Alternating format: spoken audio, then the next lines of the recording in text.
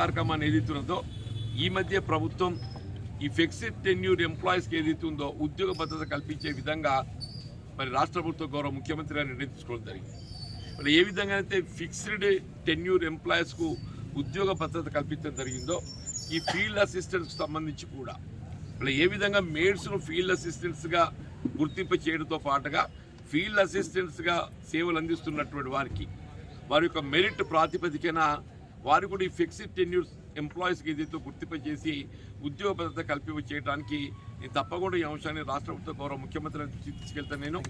నేను ఎన్ఆర్ఈఎస్ కార్యక్రమాన్ని మీరు ఇంత చక్కగా నిర్వహింపజేస్తున్నందుకు నేను ఫీల్డ్ అసిస్టెంట్స్ అందరినీ కూడా నేను హృదయపూర్వకంగా అభినందిస్తున్నాను.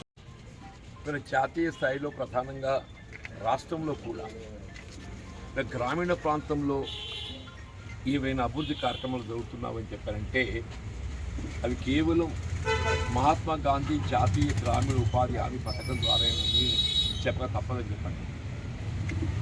ఆనాడు 2014కి పూర్వం అప్పుడు యూపీఏ చైర్పర్సన్ సోనియా గాంధీ గారు ఏదైతున్నదో గ్రామీణ ప్రాంతంలో ఉండేటటువంటి యొక్క వ్యవసాయ కూలీలు వారి కేవలం ఏదైతుందో వ్యవసాయ పనిదినాలలో మాత్రమే ఉపాధి లభిస్తుంది.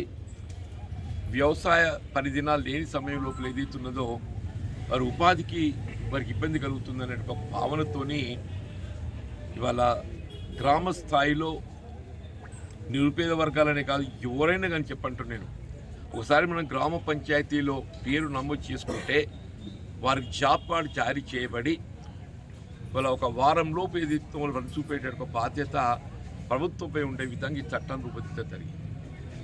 ఇవాళ ఈ ఎన్ఆర్ఈఎస్ కార్యక్రమం ఒకవైపు ఏదైతుందో కూలీలకు చూపించడంతో పాటుగా వారిపై పర్యవేక్షణకు ఈ ఫీల్డ్ అసిస్టెంట్స్ స్థానికంగా వారిపై మానిటరింగ్ పర్యవేక్షణ చేయడం జరుగుతుంది. ఇప్పుడు ఫీల్డ్ అసిస్టెంట్స్కి సంబంధించి తెలంగాణ రాష్ట్రం ఏర్పడినప్పటి నుండి కూడా వివిధ కారణాలతో ఎక్కడైతే ఫీల్డ్ అసిస్టెంట్స్ పోస్టులు ఖాళీ ఏర్పడడం జరిగిందో వాటిని భర్తీ చేసుకునే అవకాశం ఉండే.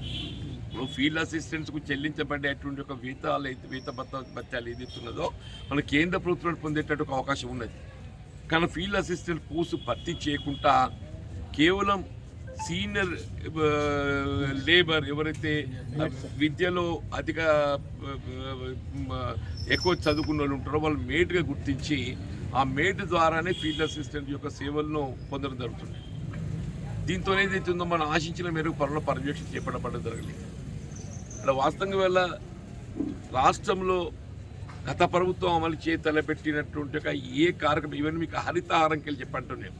హరితహారంలో గుంతలు తీయడమే కానీ, మొక్కలు నాటడమే కానీ, వాటరింగ్ నీరు పోయటమే కానీ, డంపింగ్ యార్డే కానీ, వైకుంఠ ధామాలే కానీ, మీరు క్రీడా మైదానాలే కానీ, ఇలా గ్రామ పంచాయతీ భవన నిర్మాణాలే కానీ, ఇలా పాఠశాలకు సంబంధించినటువంటి నిర్మాణాలకు సంబంధించే కానీ, ఇలా గ్రామ స్థాయిలో అమలు చేయబడ్డటువంటి ఏ కార్యక్రమం అయినా కానీ ఎన్ఆర్ఈఎస్ లింకేజ్ లేకుండా ఏ కార్యక్రమం అమలు చేయబడ్డ జరగలేదమ్మా. అంటే ఇవాళ నిజంగా ఎన్ఆర్ఈఎస్ అనేది ఇంత గొప్ప కార్యక్రమం కాదని చెప్పంటే ఎవరు కూడా ఊహించరు. ఒకటేది ఇస్తుందో ఉద్యోగ భద్రత, ఇలా చదువుకున్నోనికి ఉద్యోగ అవకాశం ఉందో లేదో తెలియదు, కానీ గ్రామీణ ప్రాంతంలో ఉండేటటువంటి విద్యావంతులు కూడా ఇందులో పేరు నమోదు చేసుకుంటుండ్రు. వారికి ఇవాళ ఏదైతుందో వారి విద్యకు అనుగుణంగా ఉపాధి పొందడంలో జరుగుతున్నటువంటి ఒక ఇబ్బందుల దృష్ట్యా తాత్కాలికంగానైనా ఉపాధి పొందడానికి కొరకు దీన్ని ఉపయోగించుకోవాలని చెప్పని ఎన్ఆర్ఈఎస్ కూడా పేరు నమోదు చేసుకోవాలి.